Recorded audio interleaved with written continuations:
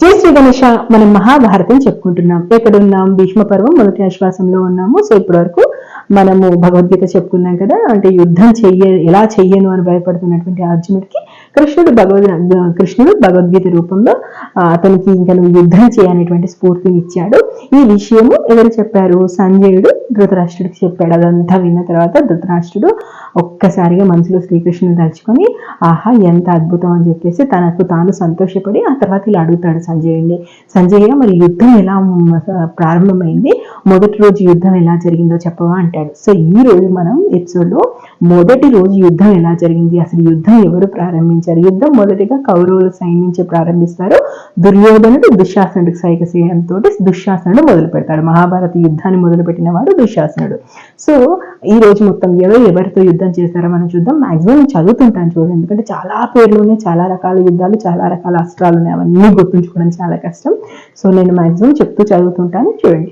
దుర్యోధనుడు దుశ్శాసనుడికి సైగ చేయగానే వెంటనే శంఖాలు ఊహించాడు, వేలీలు మోగించాడు, భీష్ముడితో చెప్పేశాడు. ఇంకా మొత్తం సైన్యాన్ని మొత్తం పరిగెత్తామని దుశ్శాసనుడు చెప్పేశాడు. దానితోటి కౌరవ సైన్యం పాండవ సైన్యం మీదకి పరిగెత్తుకుంటూ వెళ్ళింది. భీష్ముని ముందు పెట్టుకొని కౌరవులు వస్తున్నారు, భీముని ముందు పెట్టుకొని పాండవులు వస్తున్నారు. అచల వ్యూహం చెప్పాను నేను, మానుష్య వ్యూహం చెప్పాను. అచల వ్యూహం మధ్యలో ఉంటాడు భీముడు. అంటే మన పాండు కుమారులకి, అది ద్రౌపది కుమారులకి, అభిమన్యుడికి, దృష్టద్యుమ్నుడికి వెనక వాళ్ళకి రక్షణగా ఉంటాడు. సో మొత్తానికి అచల వ్యూహాన్ని రక్షించేటువంటి బాధ్యత కూడా భీముడి మీద ఉంటుంది. ఇక్కడ మానుష్య వ్యూహాన్ని రక్షించేటువంటి బాధ్యత భీష్ముడి మీద ఉంటుంది. భీష్ముడిని రక్షించేటువంటి బాధ్యత ద్రోణుడి మీద ఉంటుంది. సో అది కదా వ్యూహము. సో ఫస్ట్ రోజు ఏం జరిగింది అంటే ఇలా రెండు సేనలు కలబడుతున్నాయన్నమాట. బేరీలు మోగించారు, ఢంకాలు గర్జనలు ఘోరంగా మిన్నంటిపోయాయి అనమాట. అసలు సమరోత్సాహంతో ఇటు పాండవులు ఇటు కౌరవులు అసలు మేము అసలు యుద్ధానికి మేము సిద్ధం అన్నట్టుగా వెళ్తున్నారు. సో అప్పుడు దుర్యోధనుడు దుశ్శాసనుడు దుర్ముఖుడు దుస్సాహనుడు దుర్మర్షణుడు వివశంతి వృషసేనుడు చిత్రసేనుడు వికర్ణుడు పురామిత్రుడు వీళ్ళెవరో తెలుసు కదా, గాంధారి కొడుకులు. వీళ్ళందరూ కలిసి భీముడి మీద కలియబడ్డారనమాట. వీళ్ళని భీముడు తుక్కు కొట్టేస్తాడు. అది చూసి నకల సహదేవులు, దుష్టజిమ్ముడు, అభిమన్యుడు, ద్రౌపది కుమారులు వీళ్ళు కూడా వాళ్ళ మీదకి విరుచుకపడతారు. అసలు వీళ్ళ ముందు వాళ్ళు గడ్డిపోచెల్లా తేరిపోతారు. సో ముందుగా భీష్ముడు పరుగులు పెడతాడు. అసలు భీష్ముడు ఉరుకుతుంటే పాండవుల అచల వ్యూహం అచలాకుతలం అయిపోతుంటే అసలు ఎటు నుంచి వెళ్తున్నాడో ఎటు నుంచి వస్తున్నాడో తెలియదు, అలా వెళ్తుంటాడు. అలా భీష్ముడు వెళ్ళేసరికి అర్జునుడికి ఒళ్ళు మండి భీష్ముడి మీదకి ఉరుకుతాడు. ఇంకా భీష్ముడికి అర్జునుడికి నడుస్తుంటుంది. అసలు మామూలుగా ఉండదు. అసలు చదువుతుంటేనే మనకు గూస్ బంప్స్ వస్తాయి.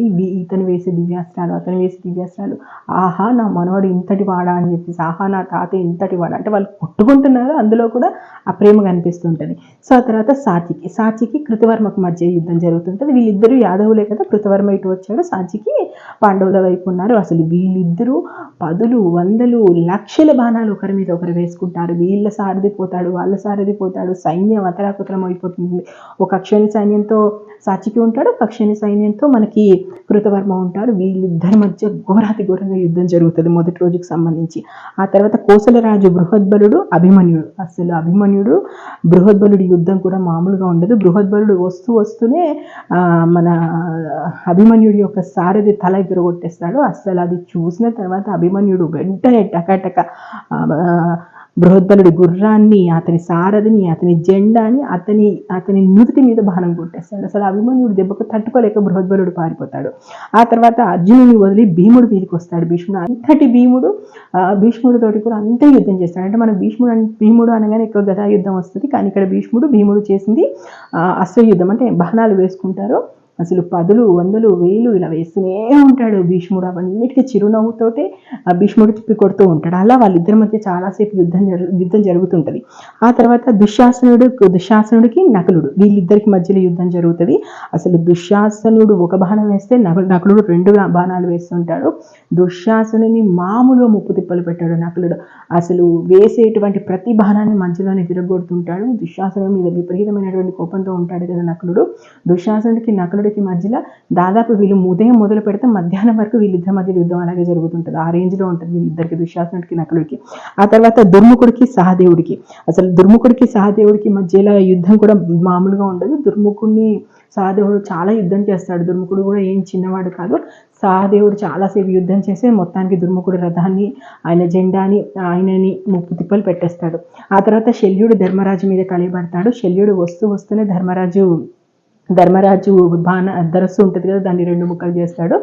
ఇప్పుడు ధర్మరాజు మెల్లగా నవ్వేసి మళ్ళీ ఇంకొక ధనస్సు తీసుకుని శల్యుడి మీదకి విరగబడతాడు. అసలు ధర్మరాజు యుద్ధం కూడా మామూలుగా ఉండదు. మొదటి రోజు అది కూడా శల్యుడు మహావీరుడు. అలాంటి శల్యుడితో యుద్ధం మామూలుగా చేయడు. ధర్మరాజుకి శల్యుడికి మధ్య యుద్ధం హోరాహోరిగా నడుస్తుంది. ఆ తర్వాత దుష్టద్యుమ్నుడు ద్రోణాచార్యుడి మీదకి పరిగెత్తాడు. దుష్టద్యుమ్నుడు పుట్టిందే ద్రోణాచార్యుని చంపడానికి, కాబట్టి అసలు పరిగెత్తడమే ద్రోణాచార్యుని మీదకి పరిగెత్తాడు. అసలు కాకపోతే ఈయన బాణాలు సర్దుకునే లోపే దుష్టద్యుమ్నుడి ధనస్సును విరగొట్టేస్తాడు. వెంటనే మళ్ళొకటి తీసేసుకుంటారు. గట్టిగా ద్రోణుడు వేసినటువంటి దెబ్బలు 4-5 గట్టిగా వచ్చి దుష్టద్యుమ్నుడు తగులుతాయి. అయినా కూడా ఎక్కడ కూడా గివప్ కూడా అసలు విపరీతంగా పోరాడతాడు. ఇంకా మగధ దేశము అంటే మనకు జరాసంధుడు కొడుకు సహదేవుడు పాండవుల వైపు యుద్ధం చేస్తున్నాడు కదా, మామూలు యుద్ధం చేయడు అసలు.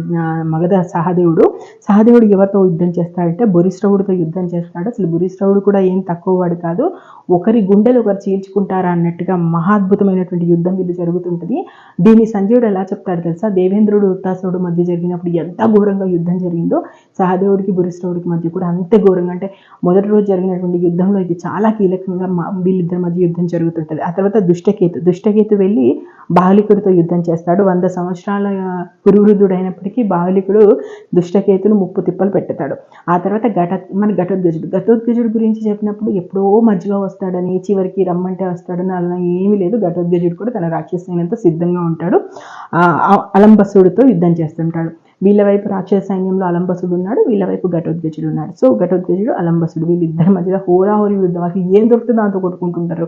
అక్కడ రాళ్ళు, రెప్పలు, చెట్లు ఇట్లు ఏముండదు. అసలు మాయావి యుద్ధం వాళ్ళిద్దరి మధ్యలో జరుగుతుంటారు. అంటే ఇటు ఘటోత్కచుడు, అటు అలంబసుడు వాళ్ళిద్దరు కొట్టుకొచ్చేస్తుంటారు. శిఖండి మీదకి అశ్వత్థామ దూసుకు-వస్తాడు. ఎందుకంటే అశ్వత్థామకు ముందే దుర్యోధనుడు చెప్పి పెట్టాడు, ఎట్టి పరిస్థితుల్లో శిఖండి ప్రాణాలతో ఉండొద్దు, శిఖండి ప్రాణాలతో ఉండడం మనకు ముప్పు అని చెప్తాడు. కాబట్టి అశ్వత్థామ శిఖండి మీదకి వస్తాడు. ఇంత అశ్వత్థామ విపరీతంగా శిఖండిని ముప్పు తిప్పలు పెడుతుంటాడు. కానీ శిఖండి వెనకంచె వేయడు, 1కి 2 అన్నట్టుగానే దీటిస్తుంటాడు. అశ్వత్థామకు దీటైన సమాధానం ఇస్తాడు. కాకపోతే ఎక్కువసేపు అశ్వత్థామ ముందు నిలిచేంత శక్తి శిఖండికి లేదు. ఇక భగదత్తుడు అంటే తెలుసు కదా, ఏనుగు సైన్యం. ఆయన అసలు ఏనుగు మీద వస్తుంటే ఇంద్రుడే ఐరావతం మీద వస్తున్నట్టుగా ఉంటుంది. అలాంటి భగదత్తుడు వచ్చేసి విరాటుడితో కలబడతాడు. విరాటుడు యుద్ధం మామూలుగా ఉండదు. ఈ విరాటుడు ఎంత యుద్ధ విద్య నైపుణ్యుడో అంతే యుద్ధ విద్య నైపుణ్యుడు భగదత్తుడు. కాబట్టి వీళ్ళిద్దరి మధ్యలో హోరాహోరి యుద్ధం నడుస్తుంటది. ఆ తర్వాత కైకేయీదేశం రాజు బృహక్షత్రుడు ఉన్నాడు కదా, ఈయన కృపాచార్యులతో తలపడతాడు. అసలు కృపాచార్యుల యుద్ధం కూడా మామూలుగా ఉండదు. వీళ్ళు రథాల మీద ఉండి యుద్ధం చేస్తారు. ఇద్దరి గుర్రాలు పోతాయి, సారథి పోతాయి. అసలు కృపాచార్యులు దాటికి తట్టుకొని నిలబడడం చాలా కష్టమైపోతుంటది. ఆ తర్వాత వికర్ణుడు యుధమాన్యుడు యుద్ధం చేస్తాడు. అంటే వికర్ణుడికి సంబంధించి చెప్పాం కదా, మన గాంధారి కొడుకు. సో వికర్ణుడు మన 100 మందిలో ఒకడు. వికర్ణుడు ఇతనితో చేస్తాడు. అయితే చేకేతనుడు ఉన్నాడు కదా, సుశర్మ అర్జునుడిని చంపుతానని కూర్చుంటాడు కదా, అలా సుశర్మతో చేకేతనుడు యుద్ధం చేస్తాడు. ఆ తర్వాత శకుని వెళ్ళి ప్రతివింధ్యుడు, ద్రౌపది కుమారుడు ప్రతివింధ్యుడితో యుద్ధం చేస్తుంటాడు.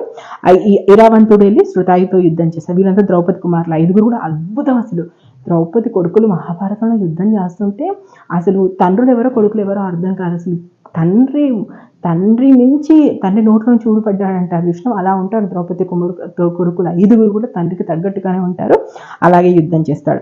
అనివిందుడు విందుడు ఉన్నారు కదా, వీళ్ళు కుంతిభోజ కుమారులతో యుద్ధం చేస్తుంటారు. కుంతిభోజుడు తెలుసు కదా, కుంతి తండ్రి. ఇతను పాండవుల వైపు యుద్ధం చేస్తుంటాడు. చివరి నిమిషం వరకు పాండవుల కోసం ప్రాణం పెడతాడు. కైకేయులు 5 ఉన్నారు కదా, వీళ్ళు గాంధారి రాజు కుమారులు ఉన్నారు 5, వాళ్ళతో యుద్ధం చేస్తుంటారు. ఆ తర్వాత దీర్ఘబాహుడు ఉన్నాడు కదా, ఇతడు ఉత్తరుడితో యుద్ధం చేస్తుంటాడు. ఉత్తరుడు కూడా మామూలుగా మనం ఉత్తర కుమార ప్రగల్భాలు అంటాం, కానీ మామూలు యుద్ధ విద్య నైపుణ్యం చూపించాడు మహాభారతంలో మొదటి రోజు. ఇలా ఉభయ సైన్యాలు అసలు తలబడుతూనే ఉంటాయి. 100, 1000 లెక్క. అసలు చదువుతుంటే మనకి గూస్ బంప్స్ వచ్చేసి కళ్ళు తిరిగి పడిపోతాం అన్నట్టుగా ఉంటుంది. ఎందుకంటే రక్తం ఈరులై పారిపోతుంటాయి. గుర్రాలు, ఏనుగులు, ముక్కలు రథాలు. అసలు ఎవరి చెయ్యేదో తెలియదు, ఎవరి కాలేదో తెలియదు. యుద్ధం గురించి చెప్పాలంటే ఏం చెప్తారు తెలుసా లాస్ట్లో? ఇప్పుడు ఒక యుద్ధ సైనికుడు వస్తున్నప్పుడు ఒకవేళ తన కుడి చేయిపోతే ఎడమ చేయితోటి యుద్ధం చేసి ఎదుటివాడి తల నరకడం. తల నరుకుతాడు, ఇంకో నిమిషంలో తల నరుకుతాడు అన్నప్పుడు కూడా శత్రువు తల నరికే చేస్తాడు. ఒక చెయ్యి పోయి ఒక కాలు పోయి ఉంటే అలాగే పాక్కుంటూ వచ్చి శత్రువుతో యుద్ధం చేయడం. అసలు చివరి వరకు వాళ్ళ శరీరంలో ఒక అవయవం ఉన్నా కూడా దానితో యుద్ధం చేస్తారే తప్ప అసలు యుద్ధం నుంచి వెనక్కి వెళ్ళరు. సో మొదటి రోజు దాదాపు మధ్యాహ్నం వరకు ఇదే జరుగుతుంది. సో మధ్యాహ్నం అయిన తర్వాత మళ్ళీ యుద్ధానికి సంబంధించి మళ్ళీ మాట్లాడుకుంటారు. ఇటు ఈ సేనలు మాట్లాడుకుంటే అటు సేనలు మాట్లాడుకుంటే ఇక మొదటి రోజు రెండవ పూట మిట్ట మధ్యాహ్నం సూర్యుడిలా ప్రకాశిస్తాడు భీష్ముడి యుద్ధానికి పాండవులు అతలాకుతలం అయిపోతారు. ఎవరు నిలవరు, ఇంక్లూడింగ్ అర్జున, ఎవరు నిలవరు. అసలు ఎట్టు పడితే వెళ్ళిపోతాడు. పిడుగులు వచ్చి పడితే ఏం చేస్తాము, అలా చిల్లా చెందర అయిపోవడం తప్ప అన్నట్టుగా భీష్ముడు యుద్ధం చేస్తూనే ఉంటాడు. రణక్షేత్రం అంతా తిరుగుతుంటాడు. అసలు ఆ జింకల మధ్య పులి తిరుగుతున్నట్టుగా తిరుగుతుంటాడు. అసలు మామూలుగా ఉండదు. అంటే మధ్యాహ్నం నుంచి సాయంత్రం వరకు భీష్ముడు చేసినటువంటి యుద్ధం. ఈ యుద్ధాన్ని చూసి అభిమన్యుడు వస్తాడు తెలుసా. అభిమన్యుడు వచ్చి భీష్ముడితో యుద్ధం చేస్తాడు. వస్తూనే భీష్ముడు తాళధ్వజాన్ని ఎగరగొడతాడు. అంటే ఆయన జెండాను ఎగరగొట్టేస్తాడు. అసలు అప్పటి వరకు ఆ పని ఎవరు చేయరు. అభిమన్యుడు అది చేసేసరికి భీష్ముడికి విపరీతమైన కోపం వచ్చేసి వెంటనే అభిమన్యుడు సారథి తల నరికేస్తాడు. నరకగానే భీష్ముడు కూడా అదే ఊపులో భీష్ముడి సారథికి భీష్ముడి గుర్రాలు కొట్టేస్తుంటాడు. అసలు భీష్ముడికి అభిమన్యుడికి ఇట్లా యుద్ధం జరుగుతుంటే ఏమైతే తెలుసా, భీష్ముడు తాళలేకపోతుంటాడు అభిమన్యుడితో యుద్ధం చేసే సమయంలో. అంటే అభిమన్యుడు యుద్ధాన్ని చూసి భీష్ముడు నివరపోతాడు. అసలు భీష్ముడి సందిగ్ధాన్ని చూసి వెంటనే కృతవర్మ, అదేవిధంగా దుర్ముఖుడు, మరొక ముగ్గురు వచ్చి, అంటే వాళ్ళ దుర్ముఖుడు వాళ్ళ తమ్ముళ్ళు ఉంటారు కదా, వాళ్ళు వచ్చి మొత్తం 5గురు, అంటే వీళ్ళు ముగ్గురు వాళ్ళిద్దరు 5గురు కలిసి ఒకే సమయంలో అభిమన్యుడితో యుద్ధం చేస్తారు తెలుసా. మొదటి రోజు అంటే సెకండ్ హాఫ్ అనుకోండి, అంటే రెండో పూట అభిమన్యుడు చెలరెక్కిపోతాడు. భీష్ముడు తట్టుకోలేకపోతాడు. అది చూసి వెంటనే భీముడు వచ్చి కౌరవ సైన్యాన్ని కలుస్తాడు.